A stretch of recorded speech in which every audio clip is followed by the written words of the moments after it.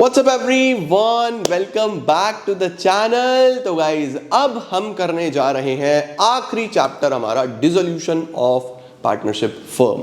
आज की क्लास में हमेशा के तरीके से सारे बेसिक्स एक बार रिवाइज कर लो। कल हम इसके सारे क्वेश्चंस जो इंपॉर्टेंट क्वेश्चंस है वो लगा के इसको क्लोज कर देंगे और मस्त तुम्हारा पूरा रिवीजन हो जाएगा।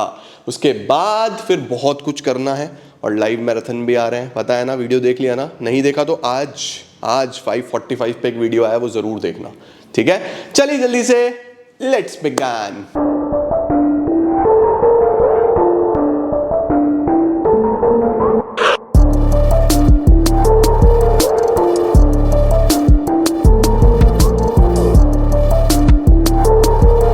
सर डिसोल्यूशन में क्या चीजें होती हैं, कैसी चीजें होती हैं? सबसे पहले समझो बच्चों, डिसोल्यूशन में ना दो चीजें हैं, डिसोल्यूशन ऑफ पार्टनरशिप और नेक्स्ट होता है dissolution of partnership firm. Partnership firm, देखो दोनों एक जैसे लिखते हैं, dissolution of partnership, dissolution of partnership firm, लेकिन दोनों में बहुत फर्क है, जमीन आसमान का फर्क है। Sir what is dissolution of partnership and what is dissolution of partnership firm?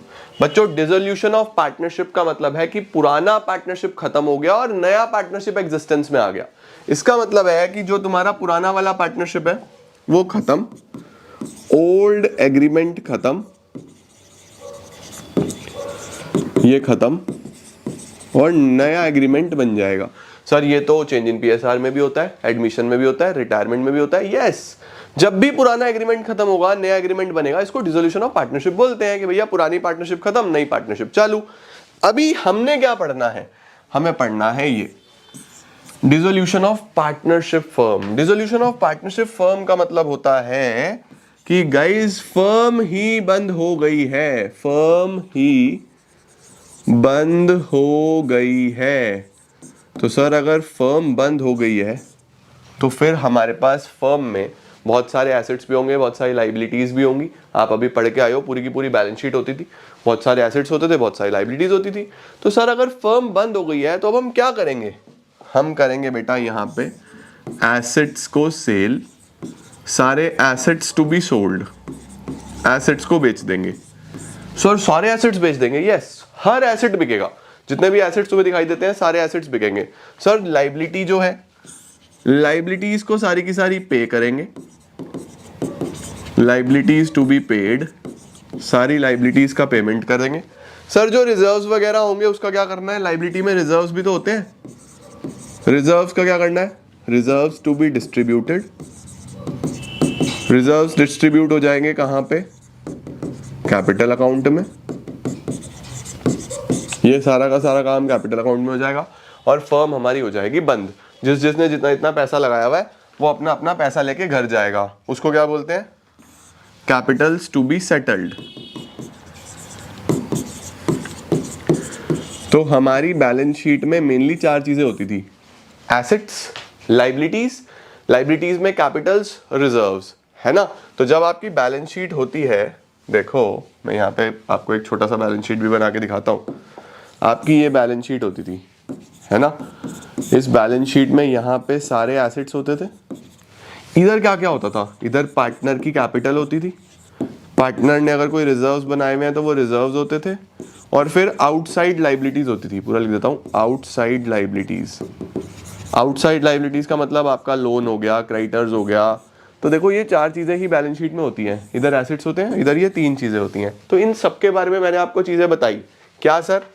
Assets को तो बेच देना है, assets to be sold, liabilities का पेमेंट कर देना है, liabilities to be paid, reserve सारे पार्टनर्स घर ले जाएंगे क्योंकि फर्म ही बंद हो गई भैया, तो रिजर्व का क्या करोगे तुम लोग, और कैपिटल्स का सेटलमेंट कर देना है। तो सर ये सारा काम कहाँ पे कैसे होगा?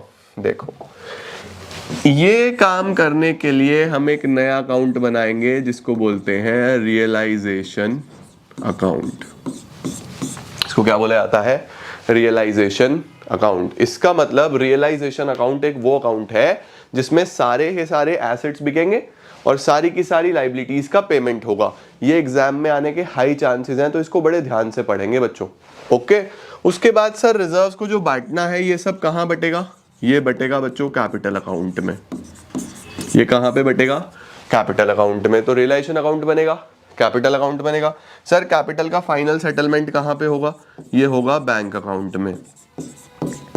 तो इसका मतलब ये है कि हमारे पास इस चैप्टर में मेनली आपको 3 अकाउंट सीखने हैं।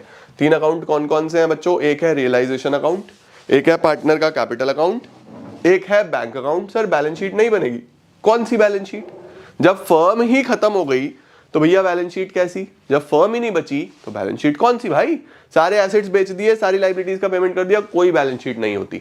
आपके पास 3 मेन अकाउंट्स बनेंगे, realisation, partner capital, bank account. अगर किसी पार्टनर का लोन हुआ, if there is any partners loan, कोई पार्टनर है उसका लोन है, तो फिर उसका एक पार्टनर्स लोन अकाउंट बनेगा बस। तो आपको ध्यान रखना है, अगर कोई बैंक लोन वगैरह है तो उसका कुछ नहीं, अगर पार्टनर का लोन है तो उसका आपको एक पार्टनर्स लोन अकाउंट बनाना है।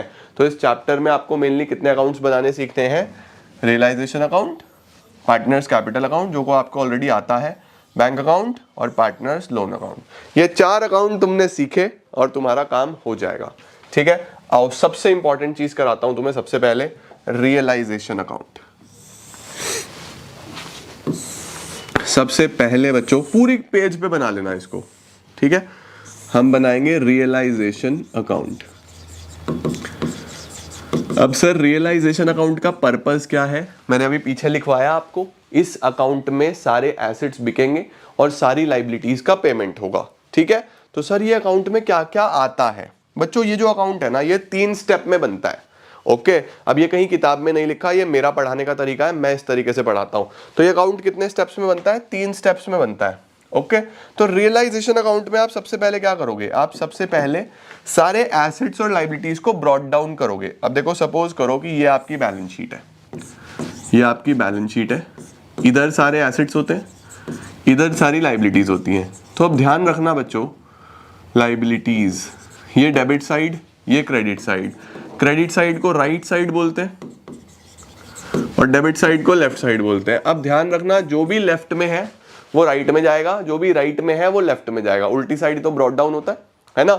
ये तो हो गया कि अगर तुम भूल जाओ कोई भी चीज इधर है लेफ्ट में तो वो हमेशा इधर ब्रॉट डाउन होगी, कोई भी चीज जो इधर है वो हमेशा इधर ब्रॉट डाउन होगी। ये तब है अगर तुम भूल जाओ। लेकिन अगर तुम कॉमन सेंस भी लगाओ तो एसेट का नेचर डेबिट होता है, एसेट का नेचर डेबिट होता है, तो सारे assets debit side brought down होते हैं।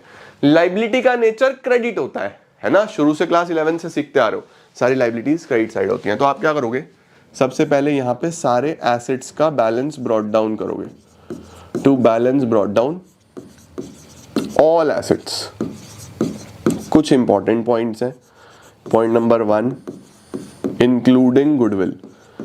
गुडविल को भी इसमें नॉर्मल एसेट की तरीके से ट्रीट करना है। गुडविल भी जो आपकी बुक्स में दिखाई दे रही है ना, उसको भी यहाँ पे ब्रॉट डाउन करो और वो भी बिकेगा। तो यहाँ पे गुडविल को राइट ऑफ नहीं करते बच्चों, प्लीज ये ध्यान रखना। गुडविल इस चैप्टर में राइट ऑफ नहीं होता, गुडविल इस चैप्टर में यहाँ पे नॉर्मल एसेट की तरीके से ब्रॉट डाउन होता है। दूसरा important point,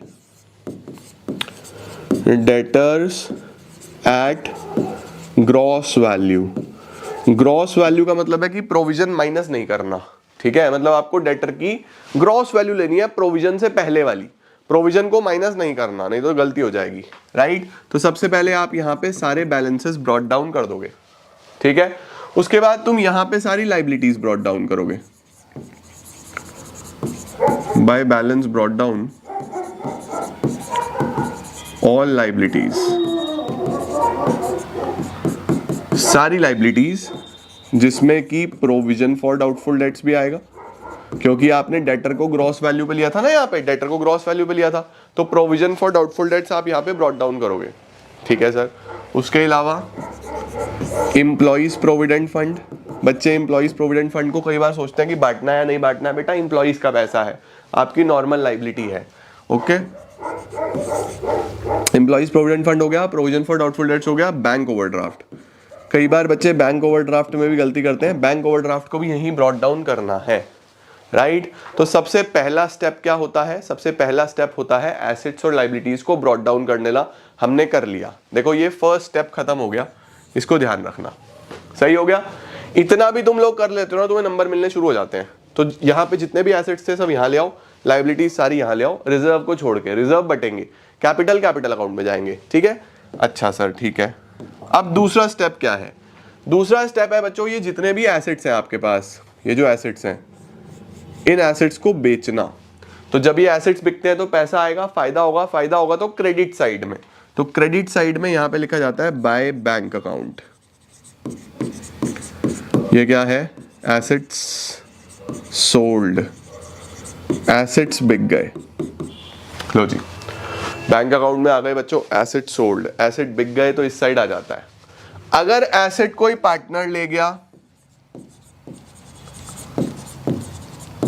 partners capital account. Sir partner कैसे ले जाता है? बच्चों देखो ऐसा हो सकता है ना कि देखो फर्म तो बंद हो रही है, राइट। अब बिजनेस में कोई बहुत अच्छा रेफ्रिजरेटर था, कोई बहुत अच्छा फर्नीचर था, किसी पार्टनर को घर पे जरूरत है, वो नया नहीं लेके आ रहा। जब फर्म तो बंद ही हो रही है, फर्म को तो बाहर ही बेचना है, तो पार्टनर बोलता है यार मेरे से पैसे ले लो, मुझे घर पे जरूरत है, तो पार्टनर भी लेके जा सकता है, ठीक है। तो यहाँ पे आता है bye partners capital account, asset taken by partner, asset taken by partner. अगर एसेट कोई पार्टनर ले गया तो उसकी एंट्री होती है, ठीक है जी। सिमिलरली अब ये लाइबिलिटीज का पेमेंट करना है, ये जितनी भी लाइबिलिटीज है उनको पे करना है। फर्म ने पे किया तो यहां पे आएगा, क्योंकि डेबिट साइड से सारे खर्चे होते हैं। टू बैंक अकाउंट, ये देखो पेड बाय फर्म। अगर कोई लाइबिलिटी किसी पार्टनर ने पे कर दी तो उस पार्टनर को आप पैसा दे दोगे, तो आप यहां पे पार्टनर के नाम से लिख दो कि उस पार्टनर को पैसा देना है, क्योंकि लाइबिलिटी तो फर्म की थी ना बच्चों। पार्टनर ने पे कर दिया तो वो पैसा मांगेगा, तो उसको आप यहां पे पैसा दे देना, पेड बाय पार्टनर। देखो जी सर, इसकी जर्नल एंट्री भी एक बार साथ साथ बता दूं क्या? आओ देखो, सबसे पहला काम क्या करा हमने? सबसे पहला काम ये करा हमने कि सर सारे के सारे इधर साइड हमने एसेट्स ब्रॉट डाउन करे। तो एसेट्स ब्रॉट डाउन करे रियलाइजेशन के डेबिट साइड में, तो इसकी एंट्री होती है रियलाइजेशन डेबिट टू एसेट्स। देखो रियलाइजेशन के डेबिट में आए ना, तो एंट्री होती है realisation debit to assets. Liability credit side में आई तो इसकी क्या एंट्री होती है? लाइबिलिटीज डेबिट टू रियलाइजेशन, क्योंकि रियलाइजेशन की क्रेडिट साइड में आई। आप बस ये देखो रियलाइजेशन में कहां आया, क्रेडिट में आया तो रियलाइजेशन को क्रेडिट कर दिया, डेबिट में आया तो रियलाइजेशन को डेबिट कर दिया, ये एंट्री पहली बन गई। ओके, फिर ये एसेट बिके, नॉर्मली बिके तो bank account debit to realisation, realisation की क्रेडिट साइड में। कोई पार्टनर ले गया तो पार्टनर से पैसा काटेंगे, इसलिए पार्टनर का capital account debit, partners capital account debit to realisation, क्योंकि रियलाइजेशन की क्रेडिट साइड में आया है। ओके, इसके बाद अब लाइबिलिटीज का पेमेंट करा है, लाइबिलिटीज का पेमेंट ये करा, तो एंट्री बनेगी रियलाइजेशन डेबिट टू बैंक, ये हमने पेमेंट कर दिया। अगर कोई पार्टनर ले गया, यानी पेमेंट अगर किसी पार्टनर ने कर दिया तो हम पार्टनर को पैसा देंगे, realisation debit to partners capital account. देखो आपको ये पता होना चाहिए कि किस तरीके से एंट्रीज होती हैं, सही है। तो अकाउंट भी साथ साथ सीखते चलो आज, एंट्रीज भी साथ साथ। अकाउंट के बेसिस पे ही तो एंट्री हो रही है यार, तो बहुत ही सिंपल है, सही है ना। कुछ लोग कराते हैं एंट्रीज के बेसिस पे अकाउंट, मैं थोड़ा सा अलग पढ़ाता हूँ, थोड़ा डिफरेंट पढ़ाता हूँ, तुम लोग जानते हो। तो मैं अकाउंट अच्छे से समझा देता हूँ बच्चों को, फिर एंट्री करनी उनके लिए बहुत ईजी हो जाती है। चलो सर ये भी काम हो गया। अब सर क्या करना है? कई बार बच्चों ये सारा काम करने के लिए ना कुछ खर्चे होते हैं, ठीक है, उनको बोलते हैं रियलाइजेशन एक्सपेंसेस। तो रियलाइजेशन एक्सपेंसेस अगर फर्म ने पे करे तब तो नॉर्मल एंट्री होती है डेबिट साइड से टू बैंक। अगर रियलाइजेशन एक्सपेंसेस फर्म ने पे करे, ये है एक्सपेंसेस। अगर किसी पार्टनर ने पे करे तो यहां पे पार्टनर का नाम लिख देना, टू पार्टनर्स कैपिटल अकाउंट, क्योंकि आप उसको पैसा दोगे। तो एक्सपेंसेस के लिए ऑल्दो हम अलग से जर्नल एंट्री सीखेंगे, लेकिन फिर भी यहां पे देखो अगर फर्म ने पे करे तो रियलाइजेशन डेबिट टू बैंक, और अगर ये फर्म का खर्चा किसी पार्टनर ने पे कर दिया तो हो जाएगा realisation debit to partners capital account. क्योंकि खर्चा फर्म का था ना बच्चों, तो रियलाइजेशन तो डेबिट होना ही है। फर्म ने पे करा तो बैंक से जाएगा, पार्टनर ने पे करा तो पार्टनर का नाम लिख देंगे। सही है। तो दिस इज हाउ हमारा पूरा का पूरा रियलाइजेशन अकाउंट तैयार हो जाता है। पहले स्टेप में क्या करना है, पहले स्टेप में आपको यहाँ पे सारे के सारे एसेट्स और लायबिलिटीज ब्रॉट डाउन करने हैं, ठीक है। फिर ये एसेट्स इधर बिकेंगे या पार्टनर ले जाएगा, लायबिलिटीज का पेमेंट होगा या पार्टनर ने पे करा, फिर अगर कोई खर्चा हुआ तो वो, ये हमारा दूसरा स्टेप तैयार हो गया बच्चों, ये हमारा दूसरा स्टेप तैयार, डन। ये लाइन नहीं खींच के आनी, कहीं लाइन खींचा हो एग्जाम में। थर्ड स्टेप क्या होता है, बहुत सिंपल, इधर का टोटल लगाओ, कलर चेंज कर देता हूं मैं, इस साइड का टोटल लगाओ, ये सब माइनस करो, डिफरेंस अगर डेबिट में आया तो उसको बोलेंगे to profit on realisation, profit on realisation. इस चैप्टर में कोई गेनिंग रेशो नहीं होता, कोई ओल्ड रेशो नहीं होता, कोई न्यू रेशो नहीं होता, एक ही रेशो होता है, उसी रेशो में इस प्रॉफिट को बांट देंगे, ठीक है। इधर आया तो वो है लॉस ऑन रियलाइजेशन,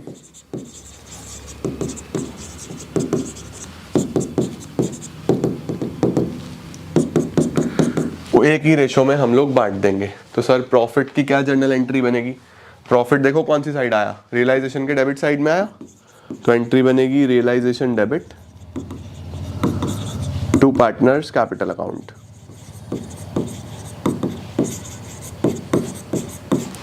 और लॉस की सर जर्नल एंट्री, लॉस इधर आया, partners capital account debit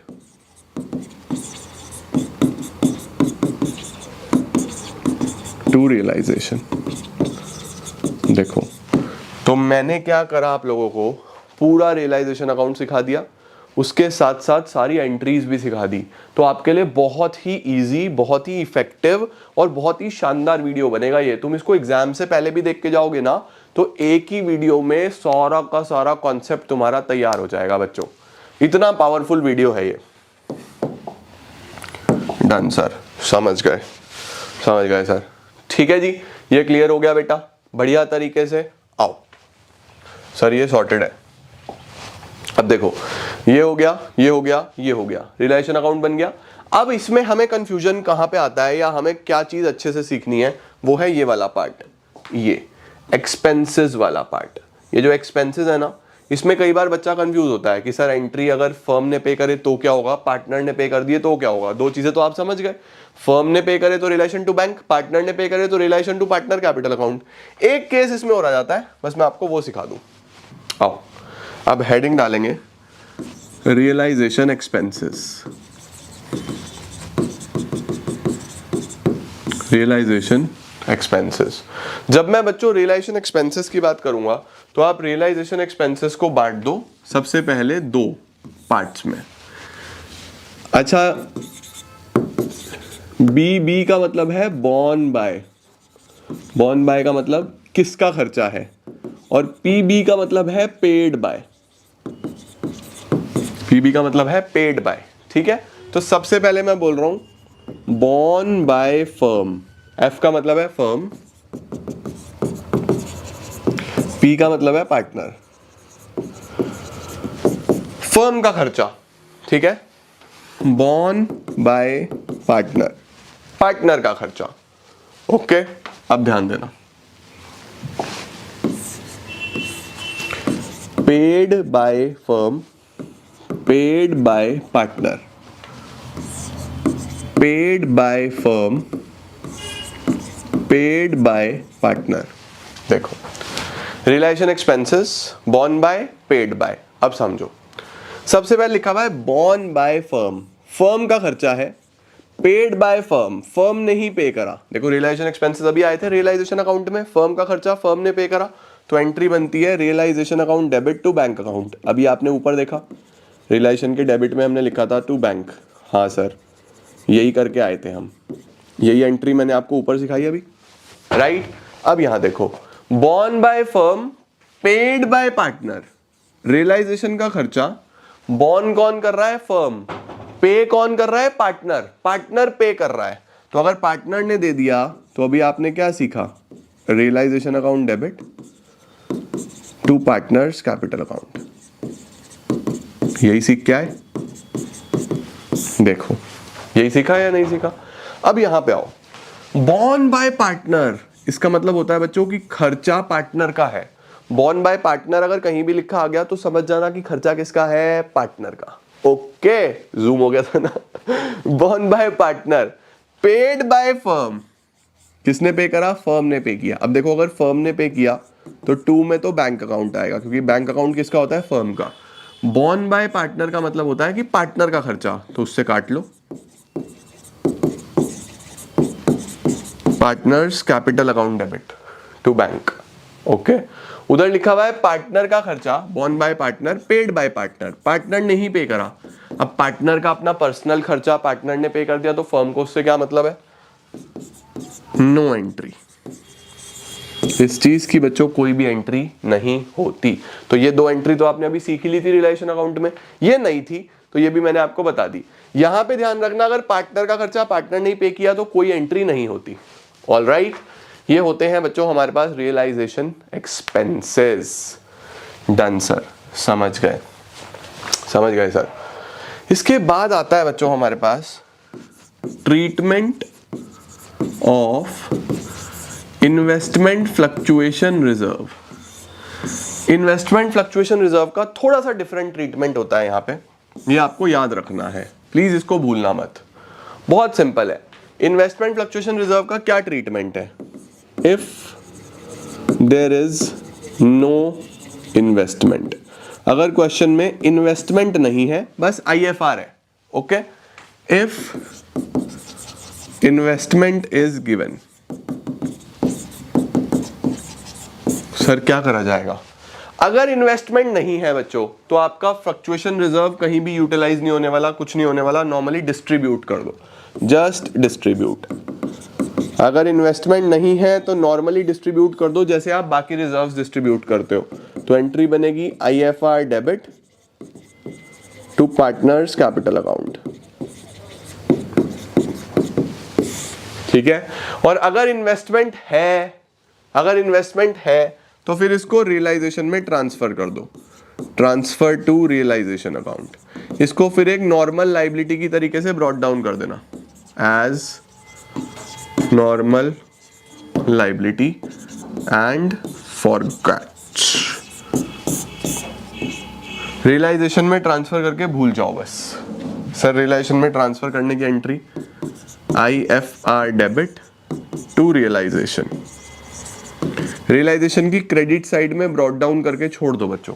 sir realisation में ब्रॉट डाउन करके छोड़ देंगे तो फिर बेटा अपने आप ही वो पार्टनर्स को मिल जाएगा। सर कैसे मिलेगा, देखो ये रियलाइजेशन अकाउंट है, तुमने अगर कोई आइटम यहां पे ब्रॉट डाउन करके छोड़ दी, लेट सपोज 60,000 का है, तो अपने आप ही ये प्रॉफिट आ जाएगा ना इधर, टू प्रॉफिट 60,000 किस में बटेगा, XYZ में बट जाएगा। तो यहां भी जाएगा पार्टनर्स में ही, दिखाने का तरीका है। अगर इन्वेस्टमेंट नहीं है तो आप डायरेक्टली कैपिटल अकाउंट में दे रहे हो, इन्वेस्टमेंट है तो इनडायरेक्टली यहां से भी तो कैपिटल अकाउंट में ही जाएगा प्रॉफिट के फॉर्म में, लेकिन बस प्रॉफिट के फॉर्म में जाएगा। तो दिखाने का तरीका है, अगर इन्वेस्टमेंट नहीं है तो नॉर्मली डिस्ट्रीब्यूट कर दो, इन्वेस्टमेंट है तो फिर आप ऐसे दिखाओ। Okay done sir. लास्ट इसके अंदर जो आपको समझने वाली चीज है वो है workman compensation reserve, treatment of workman compensation reserve. Sir workman compensation reserve का क्या ट्रीटमेंट होगा, केसेस बनेंगे बच्चों। सबसे पहले आप ये मान लो कि WCR 60,000 का गिवन है। केस नंबर 1, नो इंफॉर्मेशन या फिर नो क्लेम, कोई इंफॉर्मेशन नहीं है या क्लेम नहीं है। तो बच्चों अगर कोई भी इंफॉर्मेशन नहीं है, क्लेम नहीं है, तो नॉर्मली आप WCR को क्या करते हो, डिस्ट्रीब्यूट करते हो। तो यहां भी डिस्ट्रीब्यूट होगा, WCR debit to partners capital account, partners में बांट दो, सिंपल, ठीक है। केस नंबर 2, सपोज कर लो क्लेम है 30,000 रुपए का। अब यहां से थोड़े से इंपॉर्टेंट केस है, प्लीज इसको ध्यान से समझना बच्चों। बेटा 60 में से अगर 30 का क्लेम है तो 30,000 वर्कर मांग रहे हैं, बाकी कितने बचे, 30 बचे, वो पहले पार्टनर्स में बांट दो आप। तो एंट्री बनेगी WCR debit to partners capital account. मैं इसको 40 कर देता हूं ताकि आपको और क्लैरिटी आ जाए। देखो 60 में से 40 का क्लेम है तो 20,000 पार्टनर्स में बढ़ जाएगा। 30 करता ना तो 30 सेम अमाउंट हो जाता, बच्चे कंफ्यूज हो जाते हैं। ये भी समझता हूं मैं, बच्चा कहाँ कंफ्यूज होता है। 30 लेता तो बच्चा कंफ्यूज होता ही होता कि ये 30 और 30 बराबर कैसे आ गया। कई बच्चे ऐसे होते हैं बेटा, मैंने देखे हैं, मैं समझता हूँ उन बच्चों को जो कि मेरे जैसे होते थे। जैसे मैं 11th-12th में होता था, मुझे 11th में इतनी प्रॉब्लम आती थी, टीचर सब कुछ समझा जाते थे फटाफट, मुझे लगता था छोटी छोटी चीज़ों में मुझे लगता था यार ये नहीं आई बात समझ में, ये ऐसा क्यों हुआ। तो बहुत सारे बच्चे ऐसे होते हैं जो छोटी छोटी बात को नहीं पकड़ कर पाते, मैं भी ऐसा था। तो इसीलिए मैं हर छोटी से छोटी बात को इस तरीके से लिखता हूँ। मुझे बहुत सारे टीचर्स बोलते हैं कि आप इतनी छोटी छोटी ऐसे क्यों समझाते हो, जैसे छोटे बच्चों को समझा रहे हो, इतना तो सबका पता ही होता है। तो मैं उनको बोलता हूँ यार नहीं पता होता, आप एक टीचर के तरीके से सोच रहे हो। हाँ आप टीचर हो, लेकिन आप टीचर के तरीके से मत सोचो, आप एक बच्चे के तरीके से सोचो कि उसको कितना समझ में आ रहा है। तो फिर आपकी टीचिंग जो है वो नेक्स्ट लेवल पहुंच जाएगी। इसलिए अलग तरीके से सोचना पड़ता है थोड़ा सा। ये समझ गए, WCR debit to partners capital account 60 में से 40। अब जो 40 का क्लेम है, क्या वो आपकी लाइबिलिटी हो गई? क्योंकि वर्कर पैसा मांग रहा है, आपकी लाइबिलिटी है। तो पहले आप इसको नॉर्मल लाइबिलिटी की तरीके से ब्रॉट डाउन करोगे। सर लाइबिलिटी कौन सी साइड ब्रॉट डाउन होती है? लाइबिलिटी ब्रॉट डाउन होती है क्रेडिट साइड में। WCR डेबिट टू रियलाइजेशन 40,000 40,000, ये ब्रॉट डाउन हो गया। अब आपको करना है पे।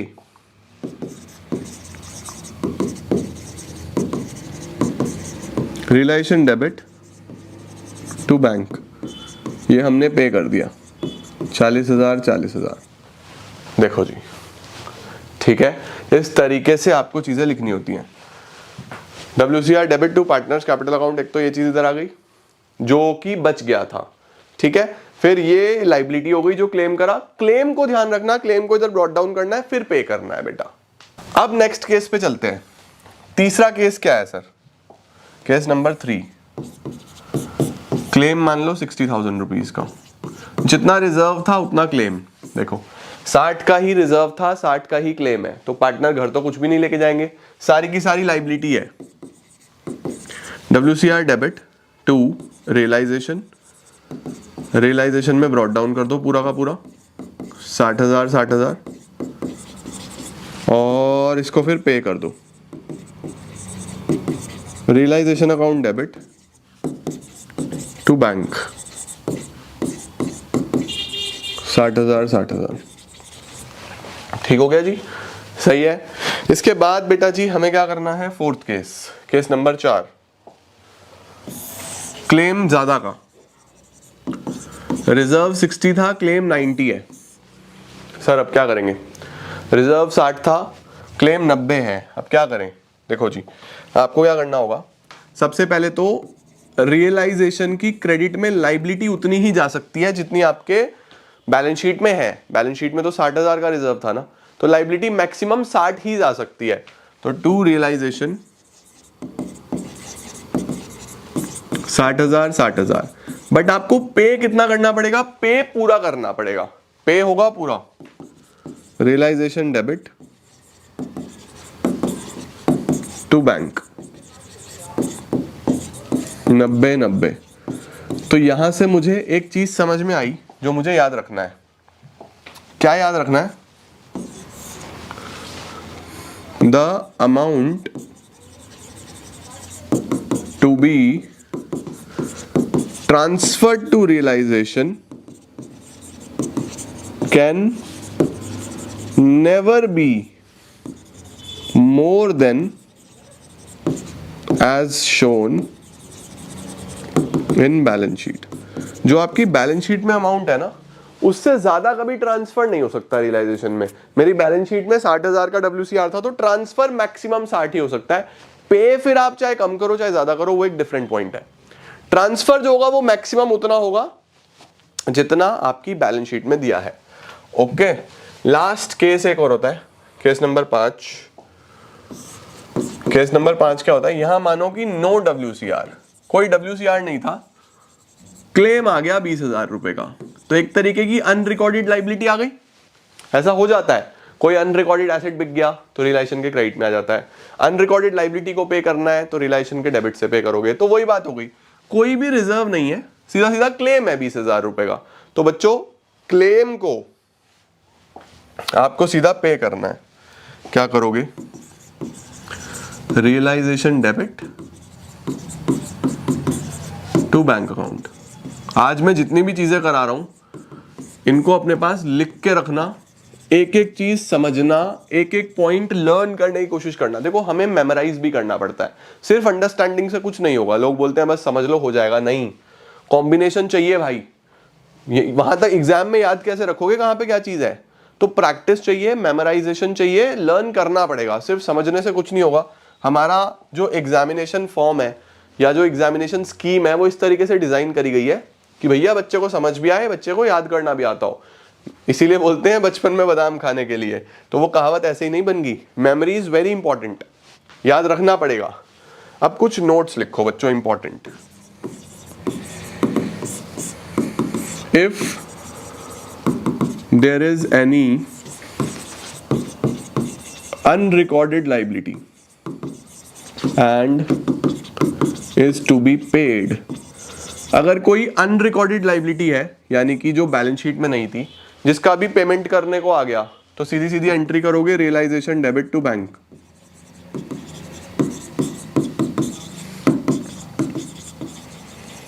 सीधा सीधा पे करोगे क्योंकि लायबिलिटी रियलाइजेशन के डेबिट साइड से पे होती हैं, अभी आप अकाउंट में सीख के आए हो। इफ एनी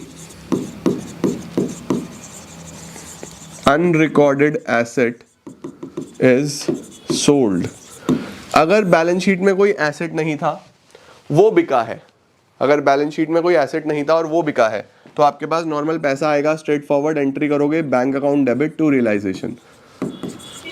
एसेट बिकता है तो पैसा रियलाइजेशन के क्रेडिट साइड में आता है, bank account debit to realisation. Number 3, if any asset is given in full settlement for any liability, अगर कोई एसेट दिया गया है बच्चों किसी लायबिलिटी को सेटल करने के लिए, ध्यान रखना रियलाइजेशन अकाउंट में वो एसेट इधर ब्रॉट डाउन हुआ हो और वो लायबिलिटी इधर ब्रॉट डाउन हुई हुई हो। सपोज यहां पे क्रेडिटर है और यहां पे फर्नीचर है, ठीक है, और ये लिखा हुआ है कि इस क्रेडिटर को हमने फर्नीचर दे दिया, पैसे नहीं दिए, बस फर्नीचर दे दिया, तो एक तरीके से फर्नीचर भी बिक गया और क्रेडिटर का पेमेंट भी हो गया। तो अगर कभी ऐसा केस आ जाए कि कोई एसेट के बदले में लायबिलिटी सेटल किया गया है, वो दोनों होने चाहिए यहां पे, तो इस केस में there will be no entry. उस केस में हम कोई एंट्री नहीं करते क्योंकि एक इधर से कैंसिल हुआ, एक इधर से कैंसिल हुआ, तो इंपैक्ट तो जीरो ही हो गया, है ना, तो there will be no entry. उसके बाद if no information is given about a liability, it will be paid at book value। अगर बच्चों कोई लायबिलिटी आपने यहाँ पे ब्रॉट डाउन करी हुई है रियलाइजेशन अकाउंट में और उसके बारे में क्वेश्चन ने कुछ नहीं बोला, सपोज कोई क्रेडिटर था 50,000 रुपए का, क्वेश्चन साइलेंट है, तुमने पूरे एडजस्टमेंट्स पढ़ लिए, क्रेडिटर के बारे में कुछ बोला ही नहीं, तो आप उसको पे करके आओगे। The liability will be paid at book value, ध्यान रखना आप उसका पेमेंट करके आओगे बुक वैल्यू पे, right. Similarly if no information is given about any asset, अगर कोई जानकारी नहीं है किसी एसेट के बारे में, कोई लैंड है, कोई बिल्डिंग है, कोई फर्नीचर है, ठीक है, कोई भी ऐसा एसेट जो आपने रिलेशन में ब्रॉट डाउन करा हुआ है, वो कितने का बिका कितने का नहीं बिका उसके बारे में कोई जानकारी नहीं है, तो फिर अगर वो एक टेंजिबल एसेट है, टेंजिबल का मतलब आप उसको देख सकते हो, टच कर सकते हो, तो फिर उसको बेचो। ऐसे लिख देता हूं, sell it off at book value, उसको बुक वैल्यू पे ही बेच देना। और अगर वो एक इनटेंजिबल एसेट है, जैसे गुडविल हो गया, है ना, अगर एक इनटेंजिबल एसेट है, कंसिडर इट एज जीरो। उसको 0 मान लो, उसको बच्चों हम लोग बिल्कुल क्या मान लेंगे, 0 मान लेंगे, ठीक है। उसके बाद एक छोटा सा टॉपिक और होता है, पार्टनर्स लोन अकाउंट। तो पार्टनर्स लोन अकाउंट में हम क्या करते हैं बेटा, इस तरीके से बनता है। सबसे पहले जितना भी लोन है जो आपकी बैलेंस शीट में दिख रहा है, लायबिलिटी साइड में दिख रहा होगा, सपोज XYZ 3 पार्टनर है, X का लोन दिख रहा है, तो उसको पहले तो आप यहाँ ब्रॉट डाउन करते हो। कल मैंने आपको लोन अकाउंट सिखाया था, लोन अकाउंट में इधर आउटस्टैंडिंग अमाउंट आ जाता है, आउटस्टैंडिंग बैलेंस जो भी है, किसी पार्टनर का लोन है तो वो इधर आ जाएगा, है ना, तो इधर ब्रॉट डाउन हो जाएगा। उसके बाद बच्चों आपको क्या करना है, अगर क्वेश्चन साइलेंट है तो इस लोन का पेमेंट करके आना है बेटा। क्वेश्चन साइलेंट है तो उसको पे करना है, पे करोगे तो यहां से लिखते हो टू बैंक, यही सीखा था आपने, पे करना है तो यहां से करते हैं टू बैंक अकाउंट, ठीक है। तो लोन का अगर पेमेंट हुआ है तो एंट्री बनती है partners loan account debit, partners loan account debit to bank, ठीक है, इसका ध्यान रखना। और अगर ये विद इंटरेस्ट हुआ, सपोज सर इंटरेस्ट भी हुआ, फिर तो देखो बच्चों अगर इंटरेस्ट भी होगा ना, तो देखो यहां पे आया होगा बाय बैलेंस ब्रॉट डाउन, ये होगा, सपोज ये 20,000 रुपए का था, अब सर 5,000 के इंटरेस्ट के साथ पे करना है ना, तो वो जो इंटरेस्ट है, अब यहां से आप पे कर रहे हो 25,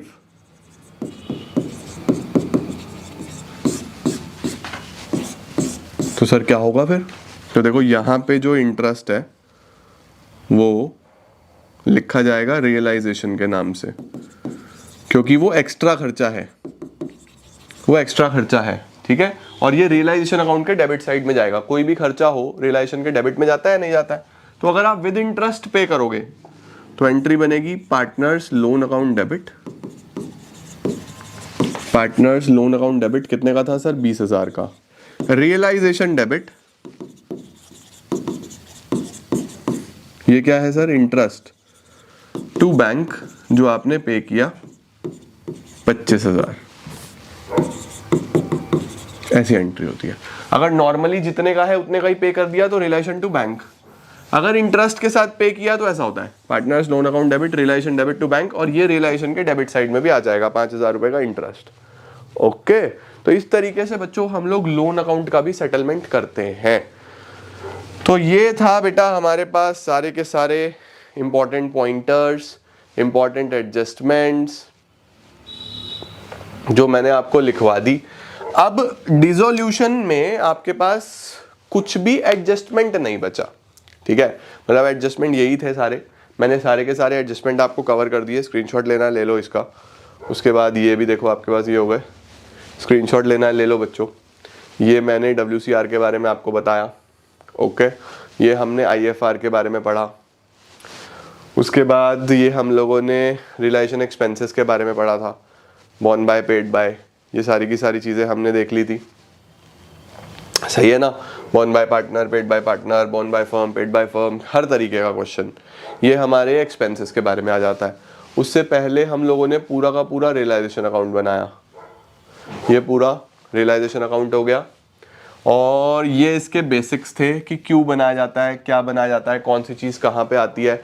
तो बहुत ही शानदार ये वीडियो बनाया है, बहुत ही इंपॉर्टेंट ये वीडियो बनाया है, सारी चीज़ें मैंने इसमें कवर करी है, और मुझे नहीं लगता कि आपने इस तरीके से कभी डिसोल्यूशन पढ़ा होगा कि इतनी अच्छे तरीके से सारी चीज़ें हो जाएंगी और इतने शॉर्ट टाइम में हो जाएंगी।